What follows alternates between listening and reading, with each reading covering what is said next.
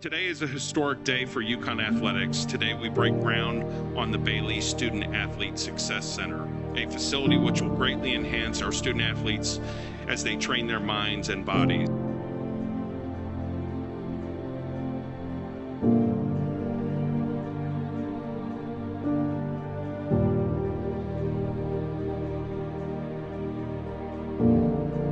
My heart is filled with so much joy. It is filled with,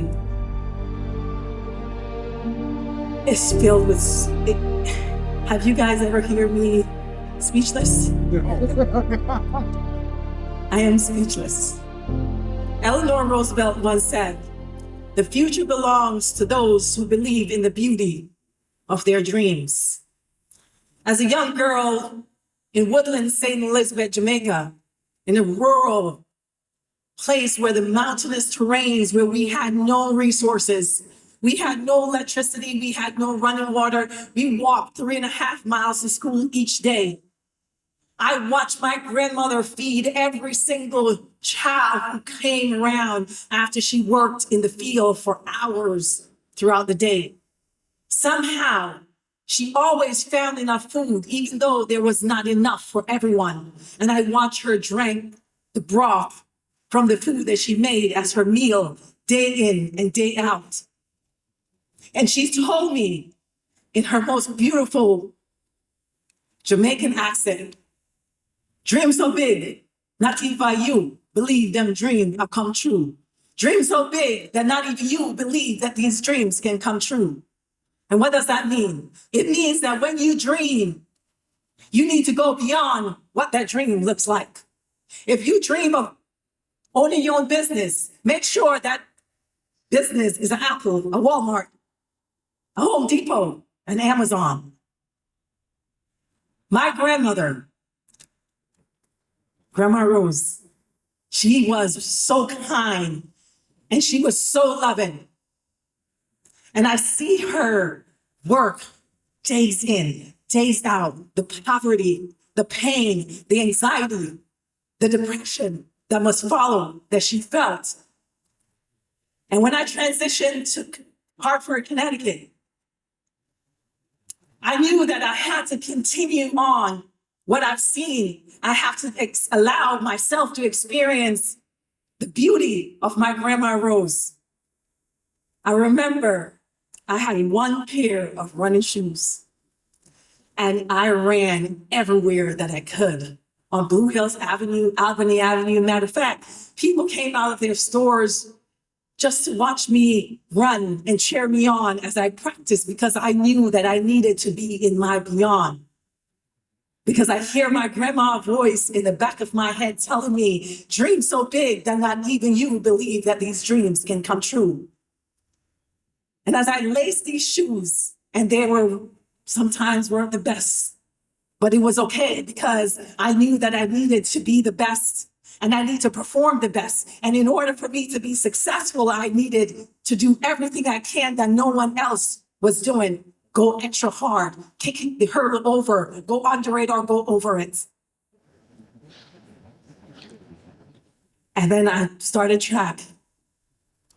As I run track at Weaver High School, all the universities and the Division I's were recruiting me because I was good enough for their program. And I did my recruit trips. I came to UConn, I went to a bunch of different universities, and Coach Nat was called on the phone, and I was determined I was not going to UConn. And she said that for the people who know back in the day, you'll have a phone and you could also have another phone upstairs, but you're on the same line. And I was downstairs and she says, "So you're signing your scholarship?" And I said, "No, I'm not. I'm going to Morgan State." And my mom picked the phone up and she says, "She not going to Morgan State, she not going to UConn." And I'm like, "No, I'm going to Morgan State." She says, "You're going to UConn, and if you all know, a Jamaican mother is always right." And that was one of the best decisions that anyone has ever made for my life. Thank you, Mom. My junior year in high school, I went to my guidance counselor and I said to her that I wanted to start applying for college. And she said, "You're not college material." And I remember leaving her office thinking she doesn't know what she's talking about. And I got here on campus and I knew that I had to study harder. I had to be the best. I had to make sure that I commit myself to my academics because that was the only way that I was truly going to make it. I've already been committed to running track, but I needed to commit to the academics. And my first exam, I studied and I studied and I studied. I was ready. I was so ready for this exam. I knew for sure I'm going to ace it because I was prepared. I did everything that I could. I got to the lecture hall, I sat down, exams are handed out. I finished in record time, of course, because I'm fast. I leave the exam, I felt great. I'm like, for sure, I aced this exam. 2 days later, get back to the lecture hall, the results are posted on the door. Found my name, scrolled over, and I saw I got a D. And at that time, for 2 seconds, I started feeling sorry for myself. And I said, maybe she was right. But then I remember my grandma saying, you need to be in your beyond. And I remember that my grandma went through the pain and the hurt and anxiety and depression just to make sure that we never went hungry. And I decided I'd pick myself up because I needed to graduate. I needed to be the first graduate of my family. And 4 years later, I graduated from UConn. And I continued on.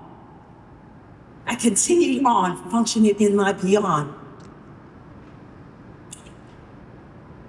And people often ask me, how did you do it?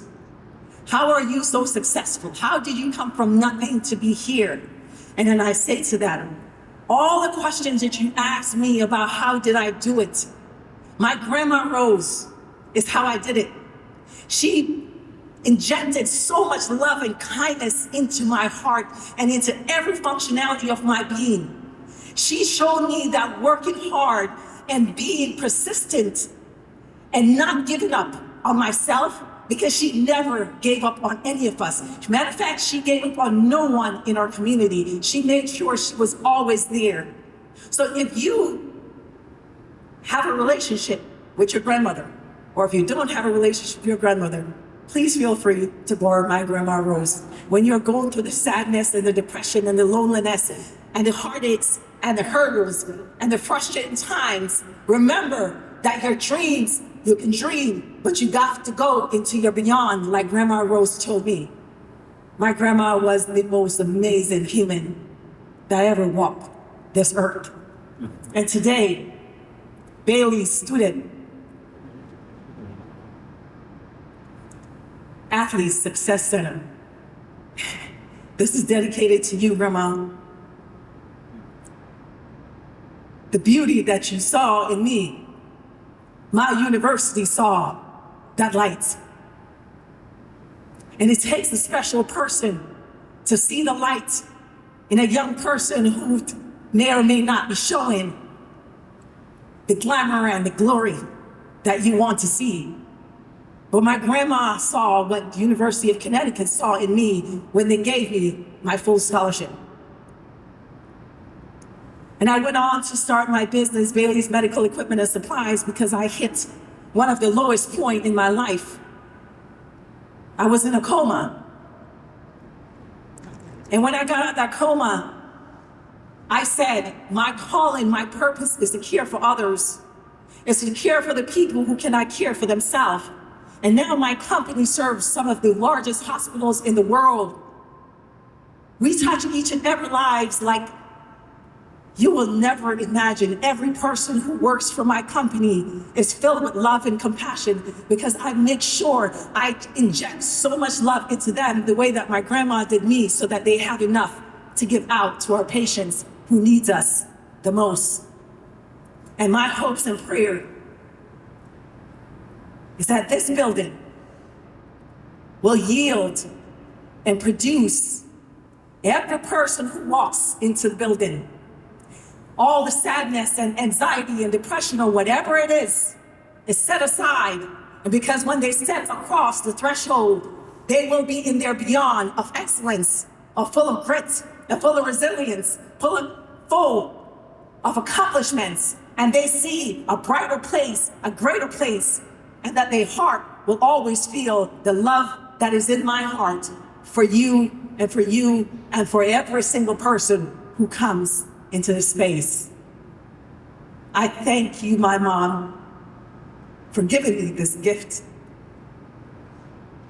I thank you, my children, Kashina, the most persistent and determined young woman I have met.